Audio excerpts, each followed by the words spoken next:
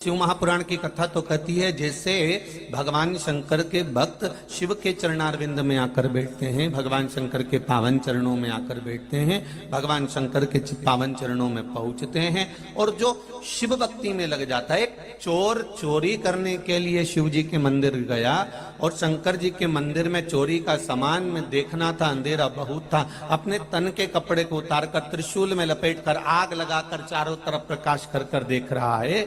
उसी से भगवान प्रसन्न हो जाते हैं, उसी से भगवान आनंदित हो जाते हैं और वर दे देते हैं कि तूने शिवरात्रि के दिन मेरे मंदिर में दिया जलाया है, मैं तुझे वर प्रदान करता हूं कि तू कुबेर के सिंहासन पर जाकर बैठ जाएगा। एक चोर को कुबेर बना देते।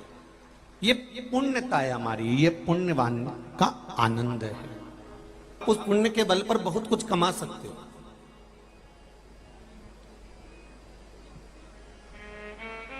शिव महापुराण की कथा कहती है श्रीमद् वल्लभाचार्य जी का। श्रीमद् वल्लभाचार्य जी ने जगन्नाथपुरी में एकादशी को उल्टा लटकाया। आप लोग गए होंगे तो देखा होगा कि जगदीश में जगन्नाथपुरी में एकादशी उल्टी लटकी। कारण क्या था?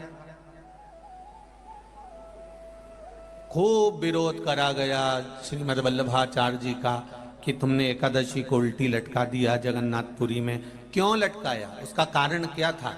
श्रीमद् वल्लभाचार्य जी ने कहा, आप कहते हो कि कोई मरे तब एकादशी का दान दीजिए, आप कहते हो कि कोई मरे तब अन्न का दान दीजिए, आप कहते हो कि कोई मरे उसके बाद में आप ये दान दीजिए। श्रीमद् वल्लभाचार्य जी ने एकादशी को उल्टा लटका कर कहा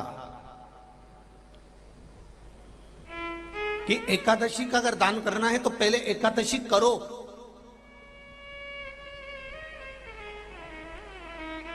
और एकादशी करने के बाद उस एकादशी का फिर दान करो। का नाम पुष्टि मार्गी कथा के मामले में सबसे आगे लेकर गए ऐसे मदन लाल जी जोशी इसी मंदसौर के थे।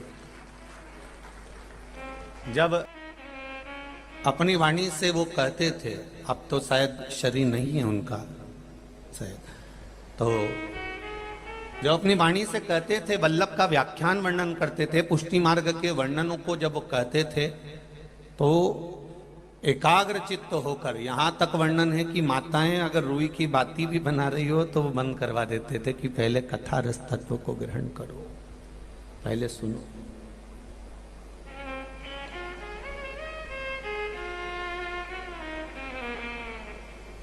पुष्टि मार्गी व्याख्यानों का जो वर्णन करते थे, पुष्टि मार्गी, ये बक्से बंदे साहब थे, पुष्टि मार्गी व्याख्यानों का जब वर्णन करते थे और उन व्याख्यानों का वर्णन कर कर जब वो कहते थे कि एकादशी जीते जी दीजिए, जीते जी,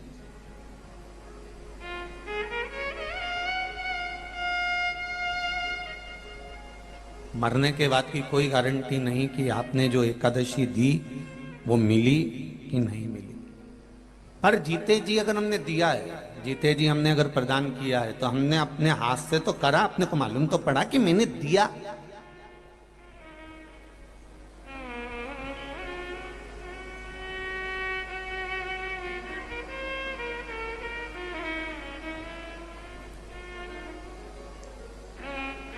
ब्राह्मण देवता ने कहा कि ये मर गए, 12वां हो रहा है, 13वां हो रहा है, एकादशी कितनी किसको देना है? बड़े बेटे ने 5 दे दी, छोटे ने 3 दे दी, बहू ने 4 दे दी, उसने 3 दे दी, एकादशी का दान दे दिया। अब उस जीवात्मा को मिली कि नहीं मिली ये कौन कह सकता है?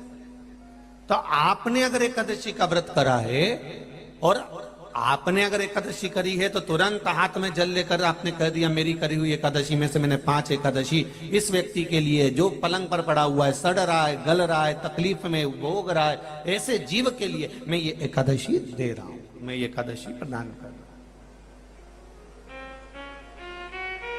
अपने हाथों से दे, उसके मरने से पहले उसको जीव को प्रदान कर। अब हमने कहा कि वो मर गए, उसके बाद में हमने गुलाब जामुन खिलाई या आलू बड़ा या भजिया खिलाया, तो उसका क्या लाभ है? जब वो जिंदा है तब उसकी सेवा कर लीजिए, जब तक वो है तब तक उसको कुछ देते रहिए और उसके जीवन का सुख उसे प्रदान करते रहिए। जिसकी नजर और नियत दोनों, नजर और नियत दोनों ठीक होती है, वो जिंदगी में कभी धोखा नहीं कर सकता, वो आगे ही बढ़ता चलेगा। बस नजर भी ठीक रखिए और नियत भी ठीक रखिए। नजर और नियत, अगर ये दोनों ठीक है, आपकी नजर भी ठीक है और नियत भी ठीक है, तो आप धोखा नहीं खा सकते, ये निश्चित है।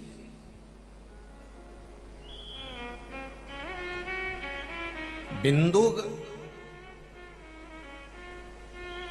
प्रेत योनि में क्यों पड़ा? क्योंकि उसकी नजर गलत जगह चली गई थी। देवराज प्रेत योनि में क्यों पड़ा? देवराज अगर मर रहा है, ब्राह्मण होकर कर्म विच्छिन्न हो गया है, तो वो क्यों हुआ? उसका कारण क्या था? क्योंकि वो गलत दृष्टि में पड़ गया।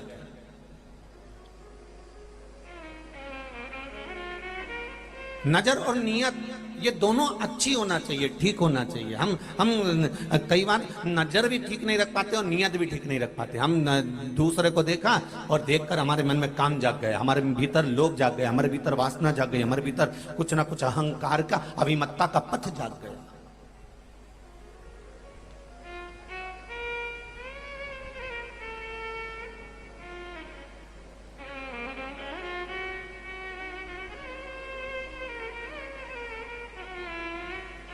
अपने भीतर का नजर और नियत ये दोनों ठीक रखने का प्रयास करिए, और जब आप प्रयास करेंगे तो ये निश्चित है कि आप मंजिल तक पहुंच जाएंगे। आपको गलत जगह, मंदोदरी की कथा कर रही है, मंदोदरी शिव महापुराण की कथा मंदसौर की धरा से चल रही है, वो कथा का वृतांत आप श्रवण करिए कि जो एक अप्सरा थी और अप्सरा बनकर शिवजी के पास में गई और भगवान शंकर के नजदीक में जाकर उसने देखा कि शिव तत्व इतने सुंदर हैं, शंकर कितने सुंदर हैं, कर्पूर गौरम कर्णावतारम। पहले तो शिवजी को सुंदर देखने वाला चाहिए।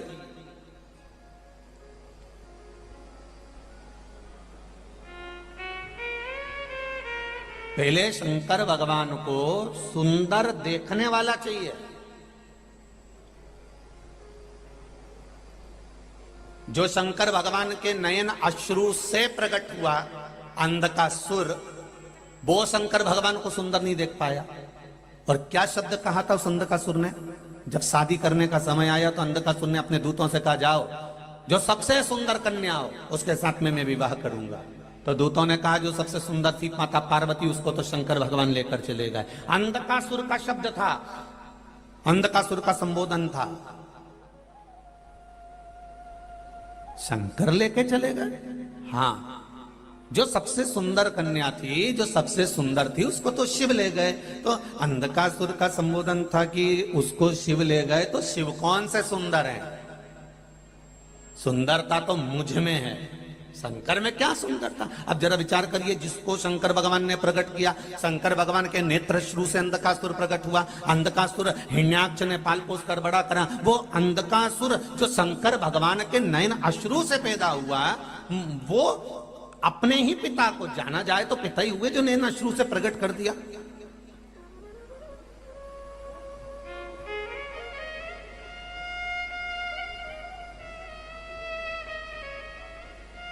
कि संसार की जितनी नारी होती है, स्त्रियां होती हैं, माताएं